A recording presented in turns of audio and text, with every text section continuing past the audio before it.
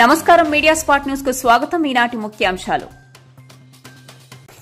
చిత్తూరు జిల్లా పుంగనూరు నియోజకవర్గంలో రాష్ట విద్యుత్ అటవీ భూగర్భ గనుల శాఖ మంత్రి పెద్దిరెడ్డి రామచంద్రారెడ్డి పర్యటించారు. ఆయన పుంగనూరు నియోజకవర్గంలోని పులిచెర్ల మండలం పాలెం గ్రామంలో 18.5 లక్షలతో నూతనంగా నిర్మించిన పార్క్ బ్యాడ్మింటన్ కోర్టును మంత్రి పెద్దిరెడ్డి రామచంద్రారెడ్డి ప్రారంభించారు.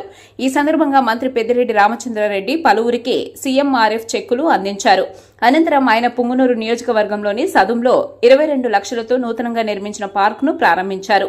నూతనంగా నియోజకవర్గంలోని చౌడేపల్లి మండలం బోయకొండ వద్ద 1.89 కోట్లతో నెట్ క్యాప్ ఏర్పాటు చేసిన 300 KV solar roof top power plant ను ప్రారంభించిన మంత్రి పెద్దిరెడ్డి రామచంద్రారెడ్డి అదేవిధంగా 25 లక్షలతో బోయకొండ వద్ద నూతనంగా నిర్మించిన ఉద్యానవనంను ప్రారంభించారు.